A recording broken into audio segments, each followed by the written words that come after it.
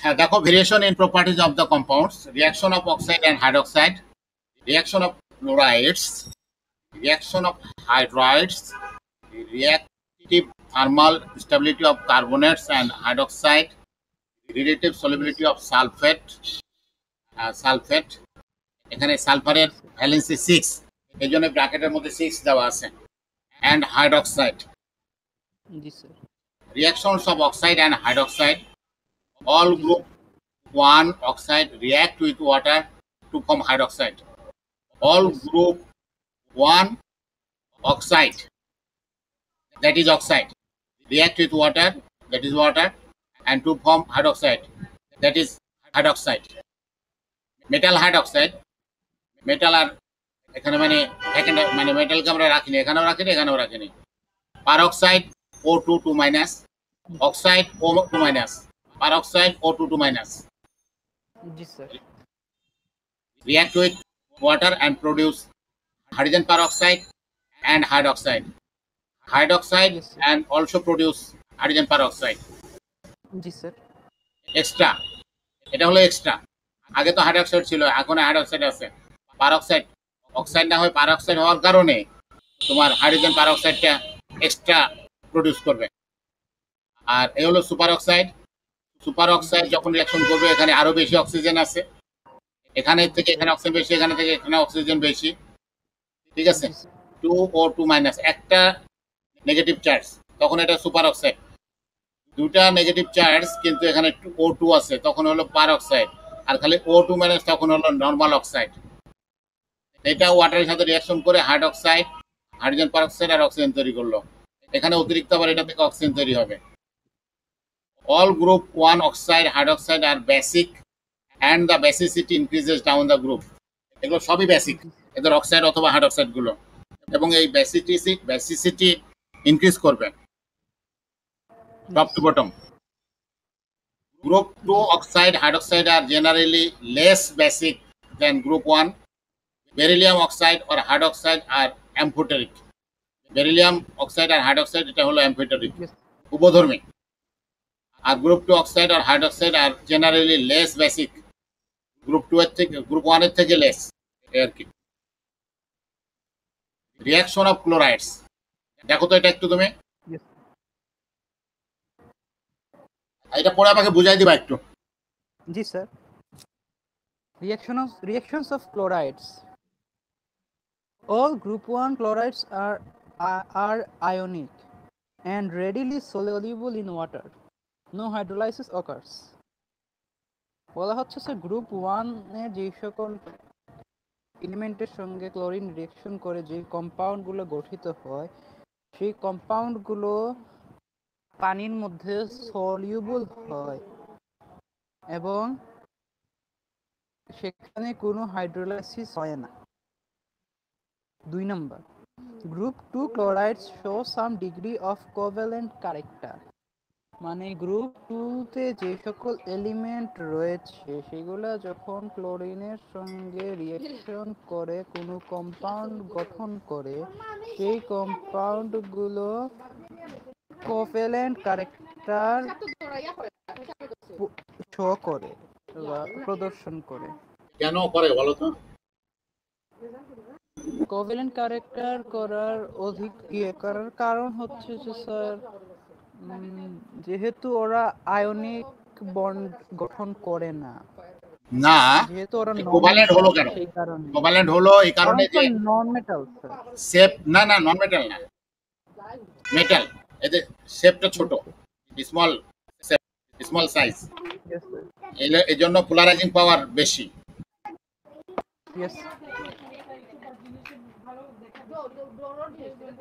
Reactions of hydrides, they all react readily with water to give the metal hydroxide and hydrogen due to the strong basic property of the hydride ion.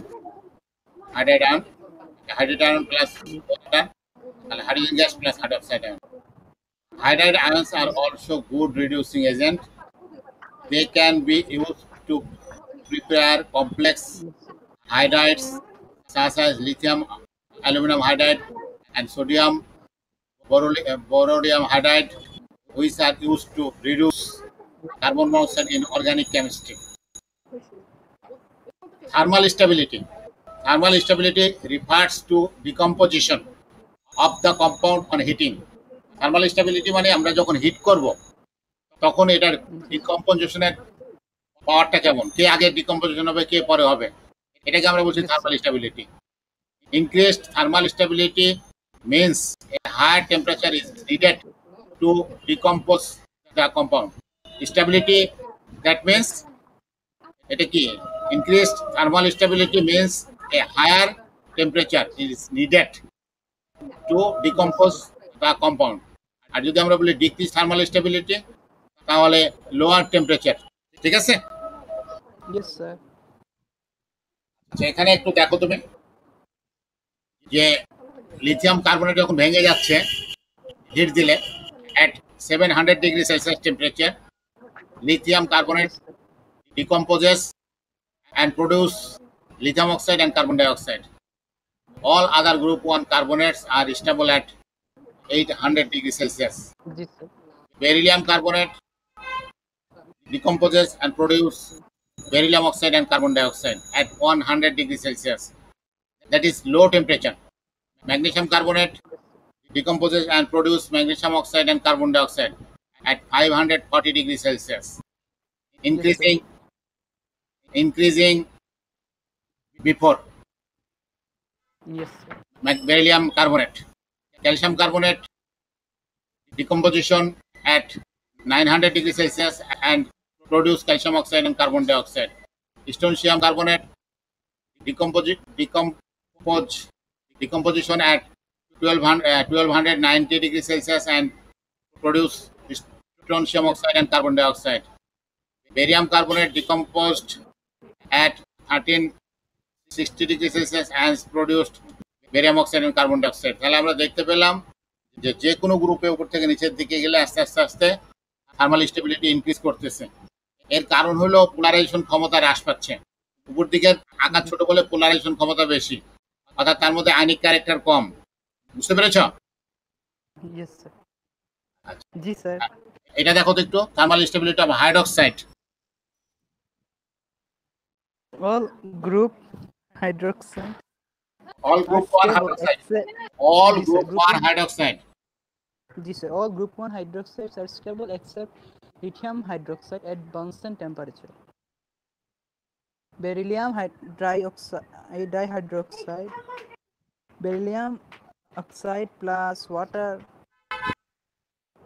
Sir এখানে del H বুধবার লিখতেছি এখানে del H R কি, ঠিক আছে, জি সেটা del H plus 54 kilojoule per mole. তার মানে আমরা এটা এন্ডোথার্মিক রিঅ্যাকশন, জি এত শক্তি লাগবে আর কি। Yes sir, yes. তারপরে পরেরটা দেখো, পরেরটাতে আরো বেশি শক্তি লাগবে ভাঙতে, পরেরটাতে আরো বেশি শক্তি লাগবে ভাঙতে। শক্তি লাগতেছে কেন বেশি? কারণ আয়নিক ক্যারেক্টার বেশি, यस স্যার। পোলারাইজিং পাওয়ার কম, এই জন্য তোমার বেশি লাগতেছে, শক্তি লাগতেছে, বেশি এনার্জি লাগতেছে। বুঝতে পেরেছো?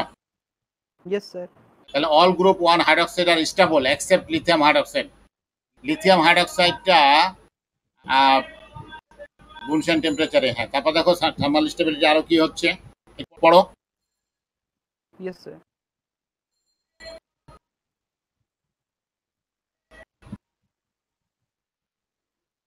Thermal stability.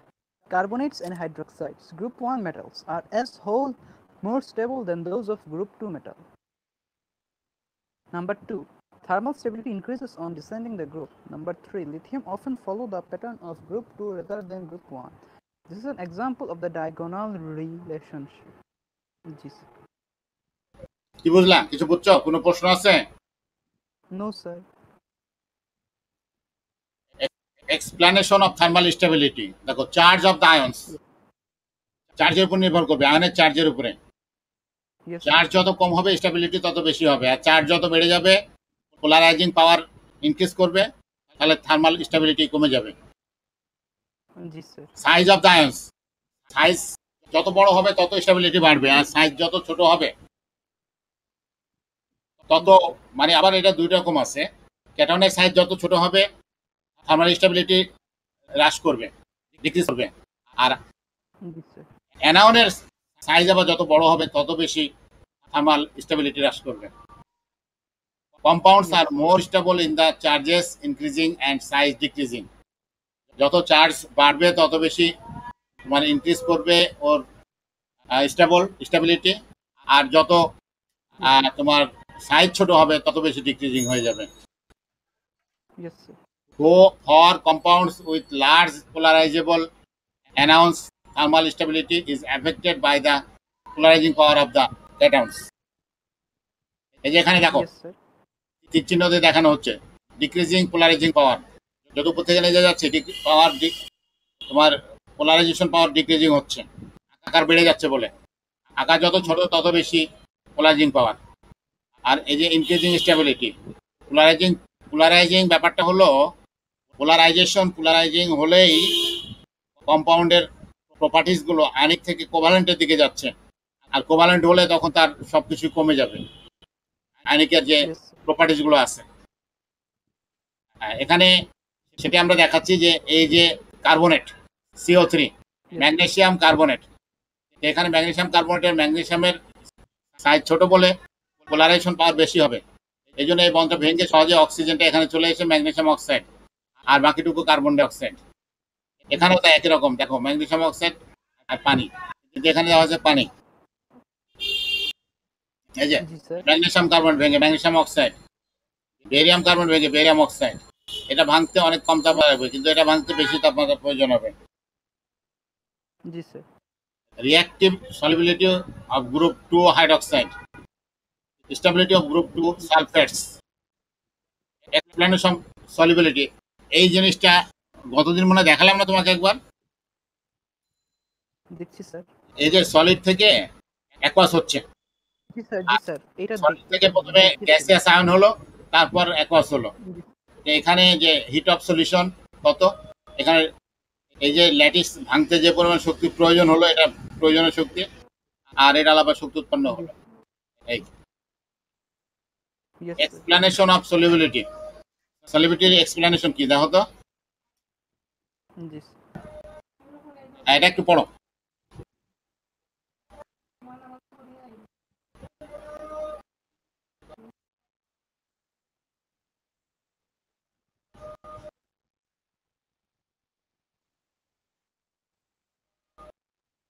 Explanation of solubility. Group 1 compounds are more soluble than group 2 because the metal ions have smaller charges and larger sizes. Del H lattice is smaller and এই যে del আমরা যে H জিনিসটা দেখতে solution পাচ্ছি is এখানে, more বুঝছেন exact. Sir, যে Yes, sir. গ্রুপ 2 এর তুলনায় গ্রুপ 1 মোর সলিবল, কারণ আয়নিক ক্যারেক্টার বেশি। কেন আয়নিক ক্যারেক্টার বেশি? কারণ আমরা দেখতে পাচ্ছি যে সাইজ বড় গ্রুপ 2 এর তুলনায়। This, তুমি যদি একটার সাথে একটা তুলনা করো, যেটা যেই একই পিরিয়ডে আছে, দেখবা যে অল আর মানে this. Big size Yes, sir. Comparatively group 2 metal. Yes, ঠিক sir. আছে, তাহলে আবার চার্জও ছোট, smaller charges and larger size. Hydrogen, তাহলে এই যে lattice enthalpy is smaller and lattice solution মানে solution enthalpy is more exothermic. যত বেশি এক্সোথার্মিক হবে তত আবার সলিবিলিটি কমে যাবে। তাহলে এখন আমরা দেখি solution enthalpy equal to lattice enthalpy plus addition enthalpy. Lattice এনথালপিটা মাইনাস, এখানে খরচ হবে শক্তি। এখানে দেখো ম্যাগনেসিয়াম সালফেট, পটাশিয়াম সালফেট কিভাবে আসছে, এই যে Yes, sir. Use of S block compounds, দেখো তো ইউজ কোথায়, একবার রিডিং দাও। Yes, sir.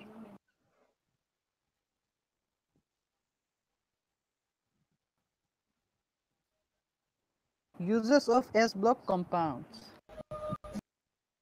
Sodium carbonate, manufacture of glass, water, softening, paper industry. Sodium hydrocarbonate, baking powder, soft drink. Ji sir.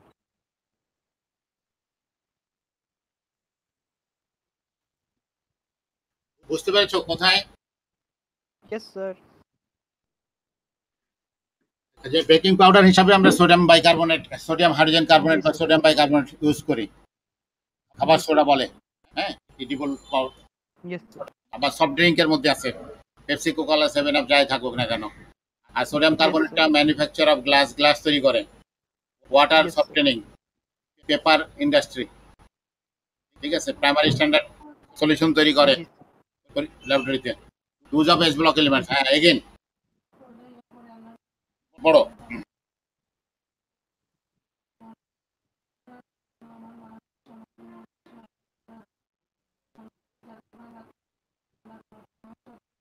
হ্যাঁ, পড়ো এটা। Yes, sir. Purchase.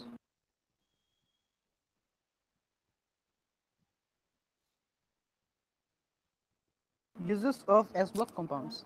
Sodium hydroxide, manufacture of soaps, dyes, papers, and drugs. To make rayon and important chemicals. Magnesium hydroxide, milk of magnesia, and antacid calcium hydroxide to neutralize acids in wastewater treatment. Strontium compound, fireworks, persistent intense red flame. Yes.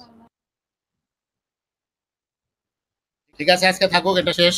হ্যাঁ, জি sir. তাহলে রবিবার দিন পরীক্ষাটা নিব। হ্যাঁ, আমি আমার সময় নিব, এই যে বসে থেকেই। Okay sir.